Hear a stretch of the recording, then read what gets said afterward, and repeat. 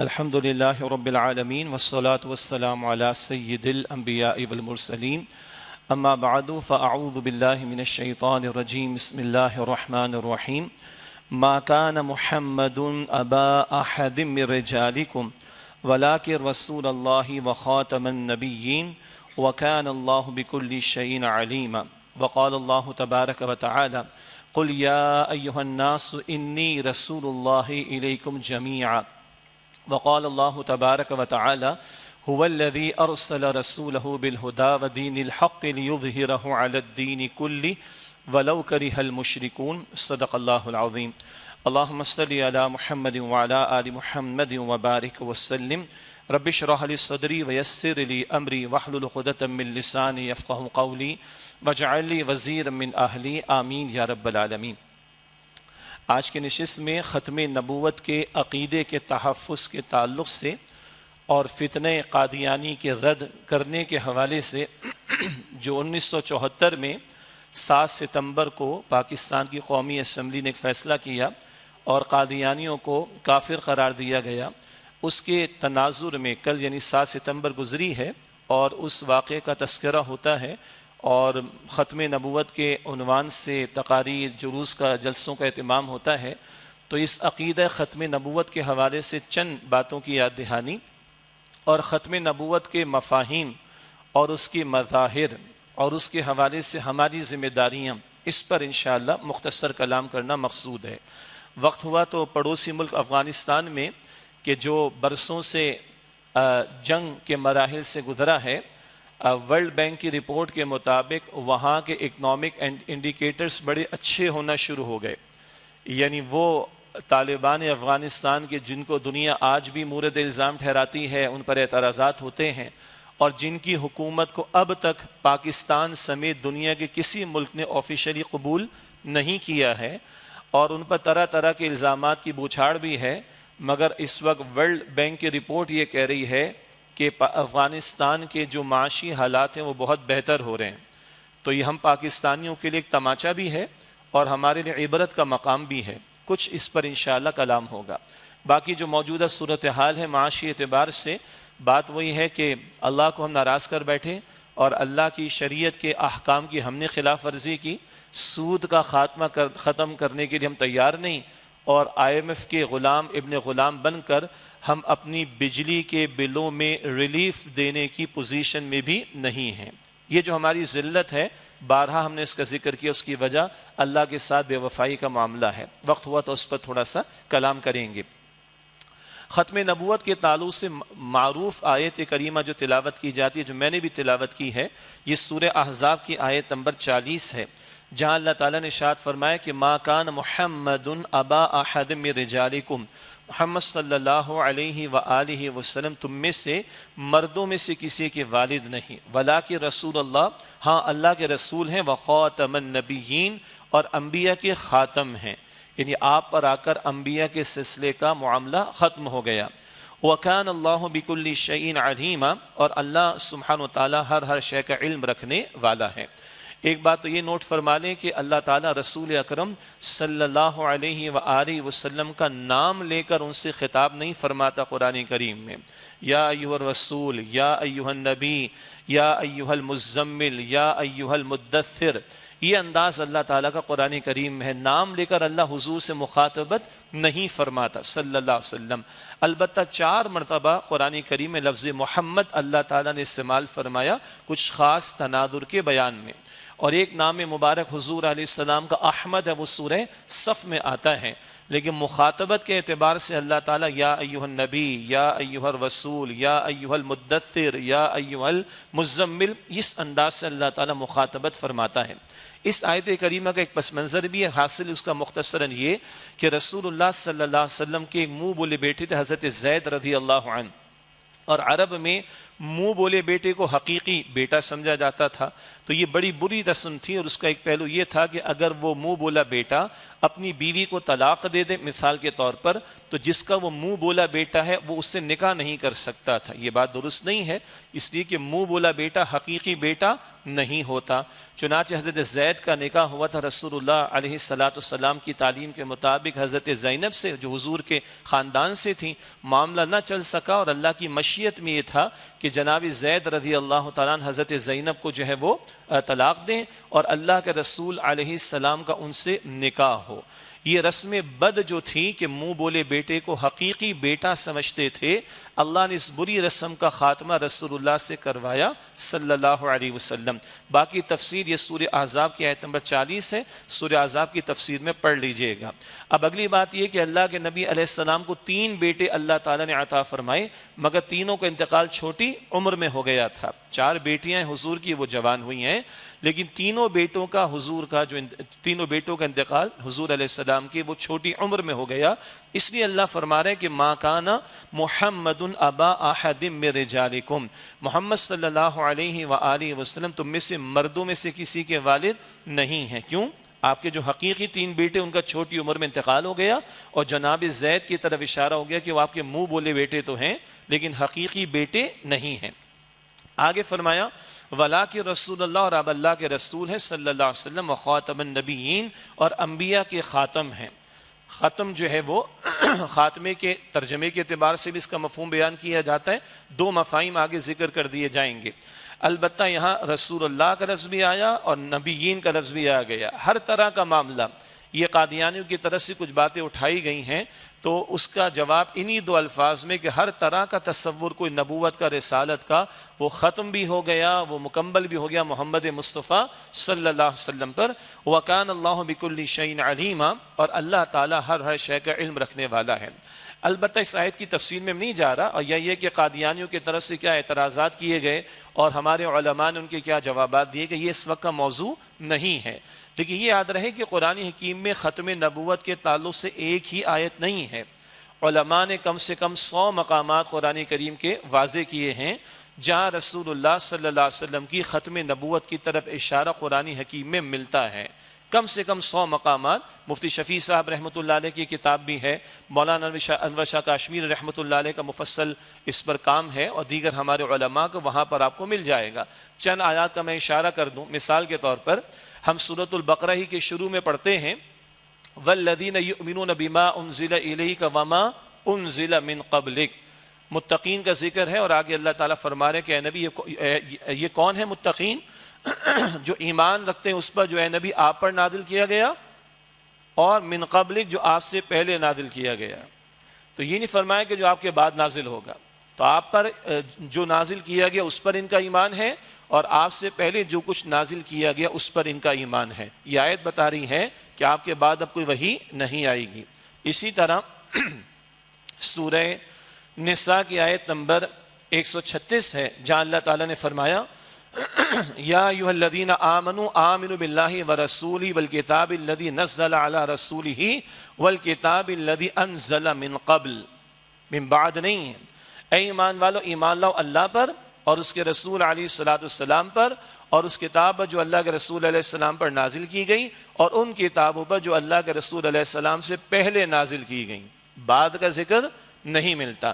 اس انداز کی اور آیات بھی قرآن کریم میں ہمیں مل جاتی ہیں۔ اسی طرح پچھلی کتابیں تورات بھی اللہ نے نازل فرمائی، انجیل بھی اللہ نے نازل فرمائی، اور خود اللہ تعالیٰ فرماتا ہے تورات میں تبدیلیاں ہوئیں، انجیل میں تبدیلیاں ہوئیں، ان کی تبدیلیاں کرنے والوں نے مال بٹورا اور کچھ دنیا کا مال و دولت کمانے کی کوشش کی اللہ کی آیات میں تحریف کر کے، لیکن اللہ نے تورات کی حفاظت کا ذمہ نہ لیا، انجیل کی حفاظت کا ذمہ نہ لیا، اللہ تعالیٰ نے قرآن حکیم کی حفاظت کا ذمہ لیا۔ مثال کے طور پر سورہ ہجر کی آیت نمبر 9 میں اللہ تعالیٰ ارشاد فرماتا ہے اِنَّا نَحْنُ نَزَّلْنَا الذِّكْرَ وَإِنَّا لَهُ لَحَافِظُونَ، بے شک ہم نے اس ذکر یعنی قرآن حکیم کو نازل کیا اور ہم ہی اس کی حفاظت کرنے والے ہیں۔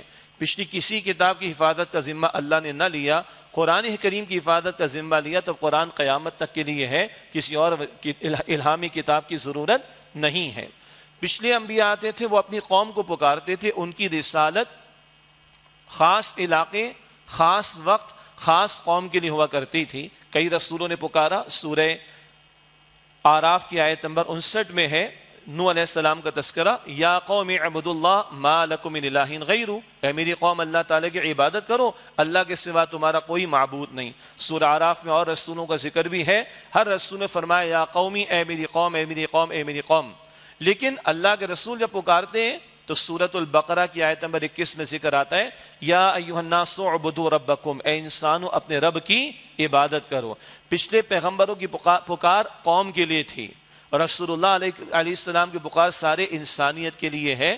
آپ کی رسالت یونیورسل ہے اور تا قیامت ہے۔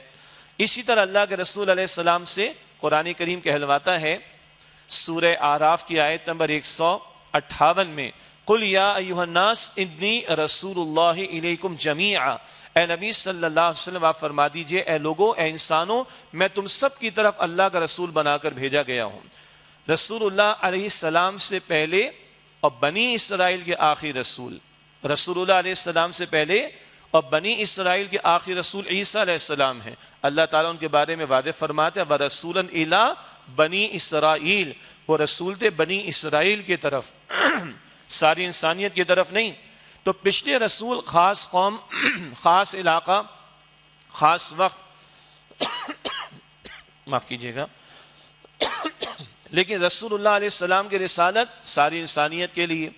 اسی طرح قرآن کریم فرماتا ہے سورہ سبا کی آیت نمبر 28 میں وَمَا أَرْسَلْنَاكَ إِلَّا كَافَّةً لِلنَّاسِ بَشِيرًا وَنَذِيرًا، اور اے نبی صلی اللہ علیہ وسلم ہم نے آپ کو تمام انسانوں کے لیے بشیر اور نذیر بنا کر بھیجا۔ اسی طرح قرآن کریم فرماتا ہے، بلکہ یہ بات تو گوسپل آف برناباس میں بھی ہے، انجیل برناباس، اس کی کافی باتیں قرآن حکیم کی تعلیمات سے میچ کرتی ہیں۔ ایک اصول سمجھ لیں، ہم تورات کو اس تورات کو مانتے جو اصلاً موسیٰ علیہ السلام کو عطا ہوئی، ہم اس انجیل کو مانتے جو اصلاً عیسیٰ علیہ السلام کو عطا ہوئی، مگر اب تورات میں بھی بہت تحریف اور تبدیلیاں، انجیل کے بہت سارے ورژنز ہیں، بہت ساری تبدیلیاں۔ کس بات کو ہم مانیں گے؟ ان کی جو بات الفرقان قرآن سے میچ کرے گی، قرآن سے مطابقت رکھے گی، ہم کہیں گے بالکل ٹھیک ہے، کیونکہ قرآن اب مہیمن ہے، پچھلی کتابوں کی حفاظت کرنے والا، قرآن الفرقان ہے، حق اور باطل میں جو ہے فرق کر دینے والا۔ تو گوسپل آف برناباس میں اس کے چیپٹر نمبر 97 میں بھی یہ بات موجود ہے کہ عیسیٰ علیہ السلام نے فرمایا تھا ہی ول come and he will be the مرسی فار آل دا ورلڈس، میں تو چلا جاؤں گا، وہ جو آئیں گے محمد صلی اللہ علیہ وسلم، دا موسٹ ایڈمائرڈ ون، انگریزی میں ترجمہ ہے، فارقلیت ہے یہ گریک کے اندر، اور محمد اور احمد عربی میں صلی اللہ علیہ وسلم۔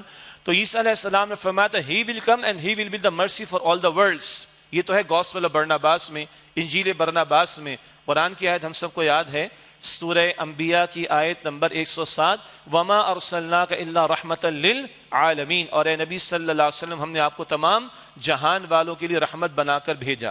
ایسے کم و بیش 100 کے قریب مقامات قرآن حکیم میں ہیں جہاں رسول اللہ علیہ السلام کی ختم نبوت کی طرف اشارہ۔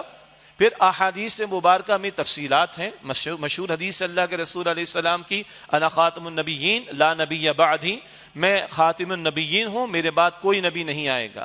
حجۃ الوداع کا موقع، مسلم شریف کی روایت بھی ہے، رسول اللہ علیہ السلام نے فرمایا تم آخری امت ہو، تمہارے بعد کوئی امت نہیں، اور میں آخری رسول ہوں، میرے بعد کوئی رسول نہیں ہے۔ اسی طرح رسول اللہ صلی اللہ علیہ وسلم نے فرمایا اگر بالفرض آج موسیٰ علیہ السلام بھی آ جائیں، بالفرض اگر آج موسیٰ علیہ السلام بھی آ جائیں تو مجھے مانے بغیر ان کو بھی کوئی چارہ کار نہیں ہوگا۔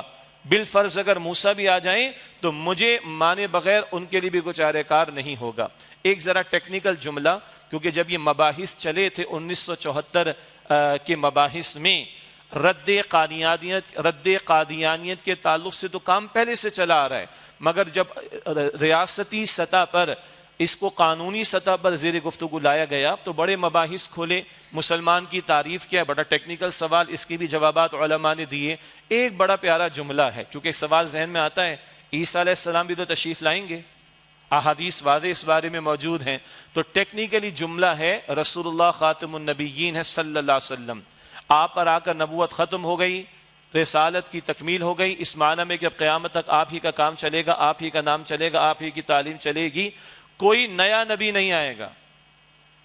یہ ہے ٹیکنیکل جملہ۔ عیسیٰ علیہ السلام بھی تشریف لائیں گے تو وہ اب نبی کی حیثیت میں نہیں، وہ محمد مصطفیٰ علیہ السلام کی شریعت ہی کی پابندی کریں گے۔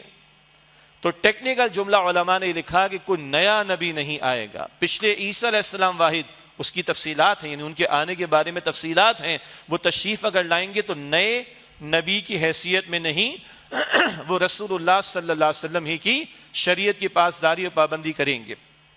یہ تو چند آیات اور کچھ احادیث کی طرف توجہ دلائی گئی۔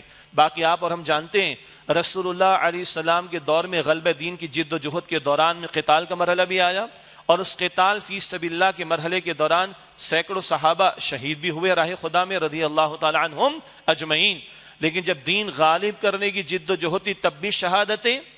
خلفائے راشدین کے دور میں دین کا تحفظ، یہ ماہ محرم کے تعلق سے کلام ہم کر چکے، خلفائے راشدین کے دور میں بھی دین کا تحفظ تب بھی شہادتیں، اور جھوٹے دعوے دار جو نبوت کے دعوے جھوٹے لے کر کھڑے ہوئے، مسلمہ بن کذاب ہے اور اس طرح کے لوگ، ان کے خلاف بھی قتال کیا گیا، اور سینکڑوں صحابہ کرام نے ان جھوٹے دعوے دار جو نبوت کے جھوٹے دعوے دار تھے، ان کا خاتمہ کرنے کے لیے جان راہ خدا میں پیش کی۔ اس عقیدے کا تحفظ اتنا اہم کہ جس طرح صحابہ نے غلبہ دین کی جد و جہد میں جانیں پیش کی ہیں، اس عقیدے کے تحفظ کے لیے اور نبوت کے جھوٹے دعوے داروں کا خاتمہ کرنے کے لیے بھی قتال کیا ہے۔ اور امت کی تاریخ اس سے خالی نہیں ہے، امت کی تاریخ کے کئی ادوار میں اس طرح کے جھوٹے دعوے داروں کا قلع قمع کیا گیا ہے۔ یہ ہے عقیدہ ختم نبوت کے تحفظ کا تسلسل۔ جو 7 ستمبر 1974 کا معاملہ ہے، جب سڑکوں پر بھی عوام نے تحریک چلائی، یہ محض خالی قومی اسمبلی میں معاملہ نہ ہوا، قومی اسمبلی میں تو باقاعدہ گفتگو ہوئی ہے کئی دن تک، بعض نے 13 دن لکھا، بعض نے کم و بیش کم یا زائد، اور ان کے 2 گروپ تھے قادیانیوں کے، اور ان کے ذمہ داروں کو پیش کیا گیا، جو تم نے بات کرنی بیان کرو، مگر وہ اپنے مسلمان ہونے کے بارے میں دلائل پیش نہ کر سکے، اور جھوٹی نبوت جس کا دعویٰ کیا تھا غلام احمد قادیانی نے، کہا ہاں ہم اس کو اللہ کا نبی مانتے معاذ اللہ، یہ اقرار انہوں نے کیا ہے، کئی دن تک ان پر جرح کی گئی ہے، کئی دن تک ان کو اپنا موقف پیش کرنے کا موقع دیا گیا، یہ ساری کارروائی تو قومی اسمبلی کی بھی ہوئی ہے، عوام نے سڑکوں پر تحریک بھی چلائی، جانیں بھی دیں، علماء نے دلائل بھی پیش کیا اور دلائل کے لیے مواد بھی پیش کیا ہے۔ یہ ساری تفصیلات ہمارے بعض اہل علم نے قلم بند بھی کر دی، وہ تفصیلات وہاں پر دیکھی جا سکتی ہیں، وہ قومی اسمبلی کی کئی دن کی رودات وہ مرتب شدہ موجود ہے، ویب سائٹس پر بھی مل جائے گی۔ خاص طور پر عالمی مجلس ختم نبوت کے حضرات نے اس پر بڑا کام کیا، اللہ تعالیٰ ان کو جزائے خیر عطا فرمائے، اور ان کی ویب سائٹ اور ان کے جو بھی بلاگز وغیرہ ہیں وہاں سے وہ تفصیلات مل جائیں گی۔ اب آئیے اگلی بات، یہ خاص طور پر ہم سب کے لیے تو ہے ہی، لیکن بالعموم تو ہم سب کے لیے ہے، اور استاد محترم ڈاکٹر اسرار صاحب رحمۃ اللہ علیہ نے اس کی عقلی طور پر بھی توجیحات پیش کی ہیں۔ البتہ ہمارے نوجوانوں کے لیے شاید یہ بات دلچسپی کا باعث بنے کہ کیوں رسول اللہ کے بعد کسی نبی کی ضرورت نہیں صلی اللہ علیہ وسلم۔ دیکھیے، یا تو کبھی کسی نئے نبی کی ماضی میں ضرورت اس لیے ہوتی کہ ایک خطے میں کسی علاقے یا قوم میں ایک نبی کو بھیجا گیا تو دوسرے علاقے میں ضرورت ہے، دنیا گلوبل تو نہیں تھی نا، ایک دوسرے علاقوں کے ساتھ لوگوں کا تعلق تو نہیں تھا، تو اگر ایک خطے علاقے میں کسی پیغمبر کی ضرورت ہے اور وہاں پیغمبر کو بھیج دیا گیا، اور اگر دوسرے علاقے تک اس خطے کے لوگوں کا پہنچنا ممکن نہیں اور وہاں ضرورت ہے تو وہاں نبی کو بھیجا گیا۔ بنی اسرائیل کی تاریخ میں موجود ہے، ایک دن میں 43 انبیاء کو بنی اسرائیل نے شہید کیا، 43 انبیاء کو شہید کیا، بالخصوص یہود کی یہ تاریخ بھری ہوئی۔ تو ایک وقت میں کئی انبیاء موجود رہے، فلاں علاقے میں ضرورت ہے، فلاں علاقے میں ضرورت ہے، فلاں علاقے میں ضرورت ہے، تو اگر ایک علاقے میں ایک پیغمبر ہے دوسرے میں نہیں تو دوسرے میں ضرورت ہے۔ اب ایسی کوئی حاجت نہیں، کیونکہ رسول اللہ علیہ السلام کی رسالت گلوبل ہو گئی، یونیورسل ہو گئی، اور جب رسول اللہ علیہ السلام کو مبعوث کیا گیا، پیغمبر بنا کر بھیجا گیا، تو اس قدر یعنی جدہ کا ساحل موجود تھا، جدہ کے ساحل پر چائنا کے جہاز لگتے تھے، چائنا کی تاریخ ہزاروں برس پرانی ہے، اور دنیا کا رابطہ موجود تھا ان ذرائع سے، اور بات پہنچ سکتی تھی۔ رسول اللہ علیہ السلام کے دور میں جو خانہ کعبہ کی از سر نو تعمیر کا معاملہ ہوا، مشہور واقعہ، جب آپ 35 برس کے تھے، اس کی جو لکڑی استعمال کی گئی وہ ایک جہاز تھا، رومیوں کا لنگر انداز تھا جدہ کے ساحل پر، اور اس کی لکڑی کو استعمال کیا گیا۔ یہ دنیا اس طرح اس معنی میں جڑی ہوئی تھی کہ ایک علاقے کی بات دوسرے علاقے میں پہنچنا ممکن تھا۔ اس وقت اللہ نے حضور کو بھیجا، پہلے نہیں بھیجا صلی اللہ علیہ وسلم، تو کسی نئے نبی کی حاجت نہیں۔ نمبر 2، اللہ تعالیٰ نے کوئی کتاب عطا کی ہوتی ہے اور لوگوں کے لیے رہنمائی اس میں موجود ہوا کرتی ہے، مگر کتاب میں تبدیلی ہو جائے، کتاب میں تحریف ہو جائے تو نئی کتاب کی ضرورت ہوگی۔ اور یاد رہے ایسا کبھی نہ ہوا کہ اللہ نے کتاب بھیجی اور نبی کو نہ بھیجا ہو۔ ایسا تو ہوا نبی آ گئے، پچھلی کتاب چل رہی، پچھلی شریعت چل رہی، لیکن ایسا کبھی نہ ہوا کہ کتاب آئی ہو پیغمبر نہ آئے ہوں۔ تو ایک اور پیغمبر کی حاجت اس لیے بھی تھی کہ پچھلی تعلیم بدل گئی، اس میں تحریف ہو گئی، اس میں تبدیلی ہو گئی، تو نئی کتاب کی ضرورت ہے۔ اب ایسا بھی معاملہ نہیں، اللہ تعالیٰ نے رسول اللہ صلی اللہ علیہ وسلم پر جو قرآن نازل فرمایا، اور قرآن جمع سنت رسول ذہن میں رہے، قرآن جمع تعلیمات رسول صلی اللہ علیہ وسلم ذہن میں رہے، اللہ تعالیٰ نے قیامت تک کے لیے محفوظ فرما دیا، تو کسی نئے پیغمبر کی ضرورت نہیں ہے۔ اور ایک پاسبلٹی یہ ہوتی تھی کہ حالات کی تبدیلی ہو جاتی ہے، انسان ترقی کرتے کرتے یہاں تک پہنچا ہے، کبھی وہ دریا بلکہ غار میں رہتا تھا، جنگل سے پتے اس نے لے لیے اور جسم کو ڈھانپ لیا، پھل کھا لیے، پانی پی لیا، اس کی زندگی گزر گئی۔ نہ وائی فائی کا مسئلہ تھا، نہ اسمارٹ فون کا ایشو تھا، نہ سولر کا پرابلم تھا، نہ کوئی ٹرانزیکشنز کا پرابلم تھا، نہ کوئی بینکنگ سسٹم کا مسئلہ تھا، سادہ سی زندگی تھی، چل رہا ہے معاملہ۔ لیکن زندگی سادہ رہی نہیں، غاروں سے لوگ نکل کر دریا کنارے بھی آئے، سمندر کنارے بھی آئے، چھوٹی چھوٹی بستیاں بھی بنی۔ تو اب تعلیمات اور چاہیے، کیونکہ لوگوں کا سوشل انوائرمنٹ بدل رہا ہے، اسٹرکچر بدل رہا ہے، حالات بدل رہے ہیں، حالات کی تبدیلی سے نئی ہدایت کی ضرورت ہے۔ اسی طرح لوگ چھوٹی چھوٹی بستیوں سے آگے بڑھے اور انہیں شہر بنانا شروع کر دیے، شہروں سے آگے بڑھے تو انہوں نے ریاستیں بنانا شروع کر دیں۔ رسول اللہ کا دور آیا صلی اللہ علیہ وسلم تو روم کی ریاست بھی موجود ہے، ایران کی ریاست بھی موجود ہے۔ کیا اس میں کوئی مزید ارتقاء ہوا ہے؟ اس میں کوئی اور مزید ایوولوشن ہوا ہے؟ نہیں۔ تو جب سادہ زندگی تھی، سادہ ہدایات چل رہی تھی، پہلے دن اللہ نے آخری کلام نہیں دیا۔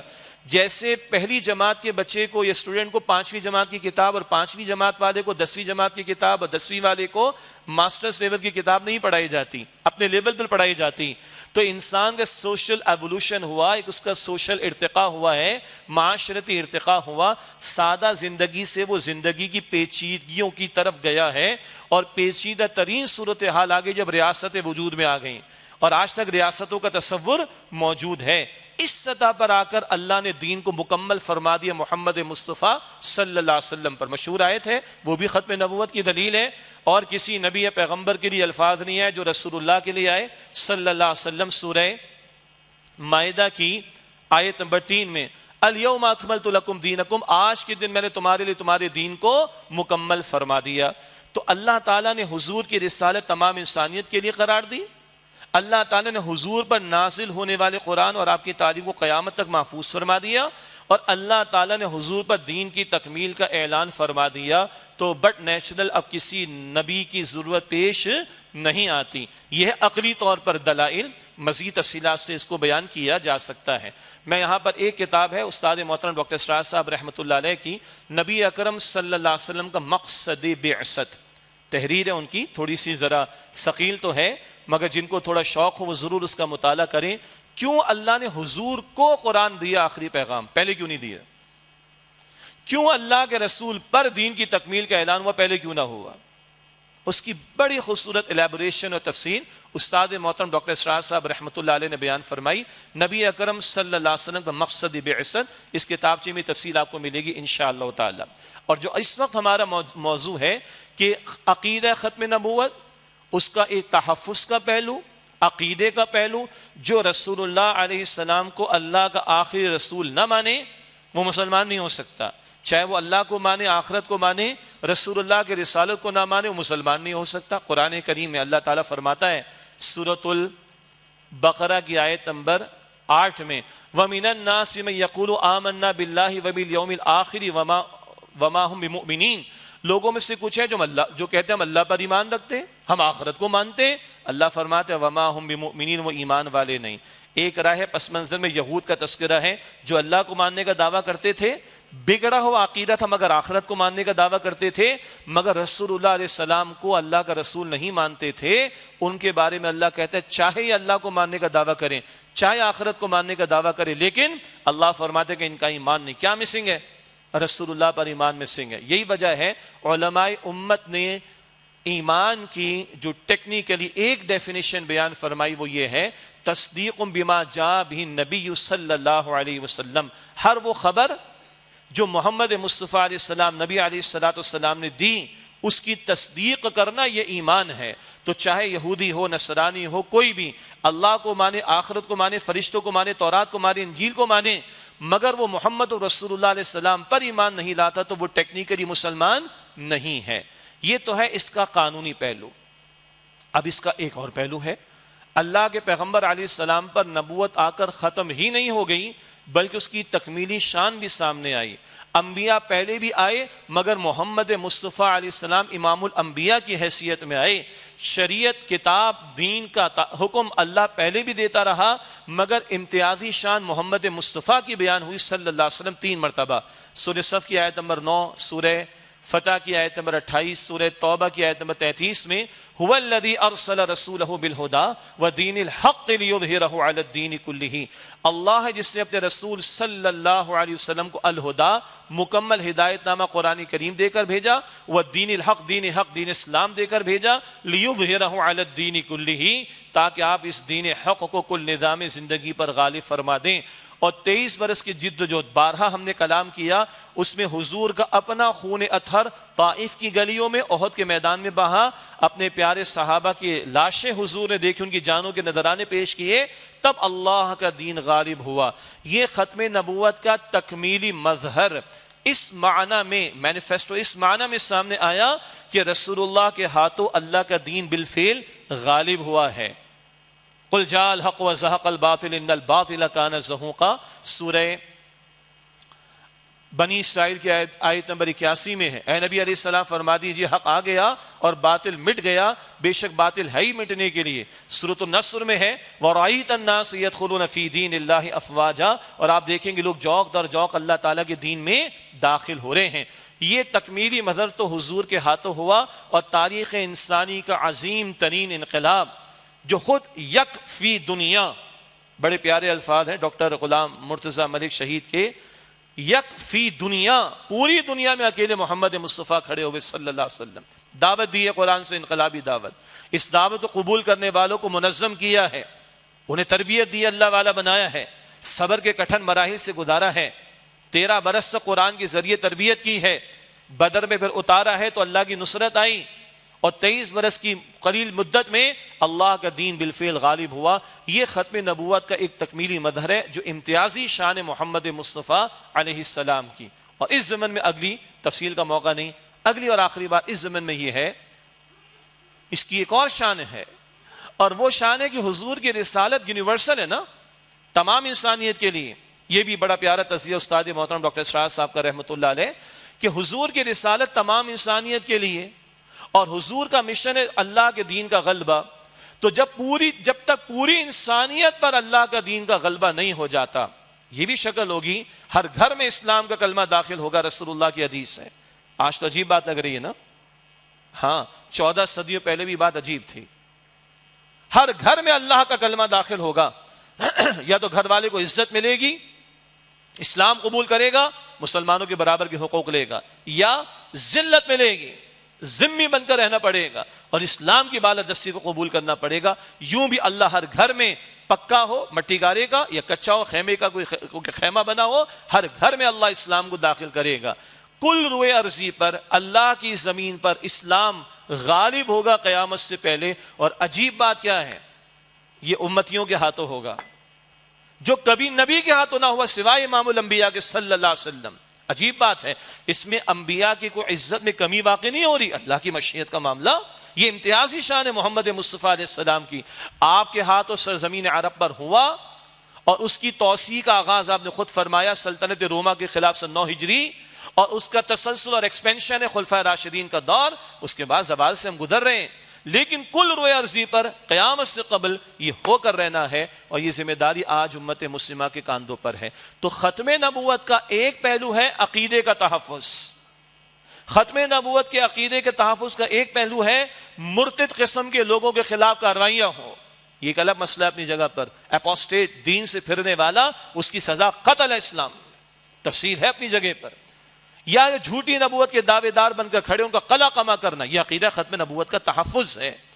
اور ایک اس کا قانونی پہلو ہے کہ مسلمان وہی کہلائے گا جو محمد مصطفیٰ صلی اللہ علیہ وسلم کو اللہ تعالیٰ کا آخری رسول مانے۔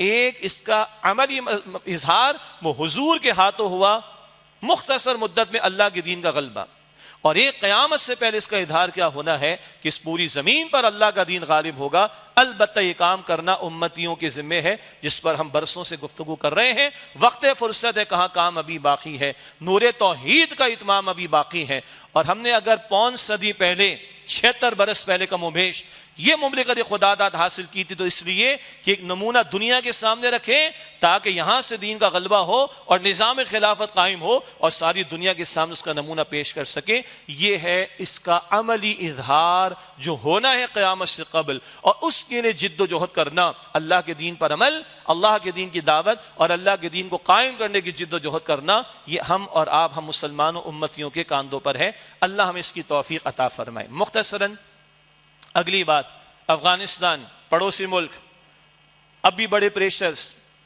بدترین مسلمان حکمرانوں اور مسلمان ملکوں نے ان کے ساتھ سلوک کیا، اب تک ان کی حکومت کو قبول نہیں کیا ہے، اور ورلڈ بینک کی رپورٹ کہہ رہی کہ صاحب اکنامک انڈیکیٹرز بڑے زبردست ہو گئے افغانستان کے، مہنگائی کم ہو رہی ہے، ان کی کرنسی مضبوط ہو رہی ہے۔ ہمارے یہاں ڈالر کتنے کا ہے؟ 325 28 27، تھوڑا سا بھی کم ہو گیا، ایسے ہی ہے نا، 300 سے نیچے تو نہیں ہے نا۔ 82 افغانی کرنسی کے 82 میں $1 مل رہا ہے، اور یہ وہ قوم ہے جس نے رشیا کو نمٹا پہلے، پھر امریکہ بدماش دہشت گرد کو نکالا، اور اب بھی ان کے خلاف سازشیں، ان کے $9 ارب امریکہ بدماش لے کر بیٹھا ہوا ہے، ان کے خلاف سازشیں ہو رہی، بوم بلاسٹ میں ان کی بڑی بڑی ٹاپ براس، بڑے بڑے علماء اور ذمہ داران اب بھی شہید ہو رہے ہیں۔ برسوں جنہوں نے جنگ کو فیس کیا ہے، جنگ ان پر مسلط کی گئی ہے، ساری دنیا ان کو قبول کرنے کو تیار نہیں۔ حد یہ ہے، عورتوں کی تعلیم کی بڑی فکر ہے، کافروں کو کیا مسلمانوں کو، اور 40-50 مسلمان ملکوں کے علماء بھیج کر ان کو کہا جا رہا عورتوں کو تعلیم دو، وہ کہہ رہے دیں گے اپنے نظریے کے مطابق اور اپنے پروٹوکولز اور اپنی جو بھی ہماری مرضی ہوگی اس کے مطابق، یہ تو ان پہ پریشر ڈالا جا رہا ہے۔ مگر آج ورلڈ بینک کی رپورٹ، جیسی بھی رپورٹ ہے ورلڈ بینک کی ہے بھائی، مطلب وہ کہہ رہی ہے کرنسی افغانستان کی مضبوط ہو رہی ہے، مہنگائی وہاں پر کم ہو رہی ہے، کرپشن وہاں پر کم ہو گئی ہے، تنخواہیں پابندی سے دی جا رہی ہیں، پیسہ ہے ان کے پاس، اور اب وہ اپنے یہاں منرلز کے ایکسپلور کرنے کے لیے، معدنیات کو نکالنے کے لیے کئی ملکوں سے، ترکیہ، چائنا، انہوں نے ملینز آف ڈالرز کے جو ہے وہ معاہدات کر لیے ہیں۔ یہ کون لوگ ہیں؟ طالبان افغانستان کی بات کر رہا ہوں، جنہوں نے اللہ پر توکل کر کے امریکہ بہادر سے جنگ کی ہے، 50 ممالک جو الائڈ فورسز بن کر آئے ان سے جنگ کی ہے، جنہوں نے اپنا خون دیا، اپنے بچے دیے، اپنے بوڑھے دیے، اپنے جوان دیے، اپنی بیٹیاں دیں، اللہ پر توکل کر کے ڈٹ گئے پوری دنیا سے، اور یہ صرف 2 سال کی بات ہے ابھی، حالانکہ ان کو 20 بھی لگ جائے تو کم، 20 سال بھی ان کو لگے تو کم۔ ہمیں غیرت آنی چاہیے، ہم ایٹمی صلاحیت رکھنے والے، بہترین فوج رکھنے والے، بہت ساری یونیورسٹیز افغانستان سے تو زیادہ ہے نا ہمارے پاس، بڑے بڑے بینکرز، اکانومسٹ، اربوں کا ہمارا فنڈ، اربوں کی ہماری تعلیم کا فنڈ، اور نہ جانے کیا کچھ۔ 76 برس سے بعد ہم کہاں کھڑے ہیں آج؟ کوئی ہمیں خدا کا خوف کرنا چاہیے، کوئی غیرت ہمیں آنی چاہیے، اور کچھ ان سے سبق حاصل کرنا چاہیے۔ اللہ ہماری افواج کو، ہمارے حکمرانوں کو، ہمارے مقتدر طبقات کو، ہمارے ذمہ داران کو، اور مجھے آپ کو، ہم سب کو ان سے اللہ پر توکل کرنے کا سبق حاصل کرنے کی توفیق عطا فرمائے۔ باقی معاشی حالات ہم سب کو پتہ ہے، کچھ مجھے کہنے کی ضرورت نہیں، ہمارا وہی سبق ہے کس قدر ہم غلام ہیں کہ IMF وہ کہہ رہے ہیں بھائی ذرا لوگ سڑکوں پر آ گئے تو بجلی میں ریلیف دے دو. نہ، بالکل نہیں. بڑھانے کی بات تو ہو سکتی، ریلیف کی بات تازہ ترین ہے کہ 200 یونٹ والوں کو قسطوں میں کر دو. سردیوں میں بیچاروں کا بل کم آئے گا نا تو کھلے گا نہیں، قسطوں میں کر دو، وصولی پوری کرنی. اور جو حرام خور بیٹھے ہیں بڑے بڑے، جو کرپشن کر کے پوری ملک کو کھا چکے ہیں، ان کو پکڑنے کی کوئی بات نہیں ہو رہی، ان سے وصولی کی کوئی بات نہیں ہو رہی. اور بھائی وصول کرو ان سے. اور وہ جو سود کا خاتمہ ہم نہیں کر رہے، وہ برڈن بڑھ رہا ہے ہمارا، اور ہماری قوم سود کے بوجھ تلے اللہ کو دعوت، اللہ کے غضب کو دعوت دے کر مر رہی ہے، پس رہی ہے. خدا را اس کی طرف پیش رفت کریں، اللہ کی طرف رجوع کا معاملہ کریں. اللہ کے ساتھ جو ہم نے بے وفائی کی، اس کے نتائج آج ہم بھگت رہے. اس میں سود خوری بھی ہے، اس میں کرپشن بھی ہے، ہمارے حرام بھی ہے. جب تک اللہ کے ساتھ وفاداری نہیں کریں گے، اللہ کے دین کی طرف جس کے لیے ملک کو حاصل کیا تھا نہیں پلٹیں گے، ہمارے معاملات سنور نہیں سکتے. اللہ ہمیں ہدایت دے، ہمارے حال پر رحم فرمائے، ہمیں گناہوں سے بچنے کی توفیق دے، اور اللہ اپنے دین کے ساتھ مخلص ہونے اور ہمیں اجتماعی توبہ کر کے اس کے احکامات پر عمل اور ان کے نفاذ کی توفیق عطا فرمائے. وآخر دعوانا الحمد للہ رب العالمین.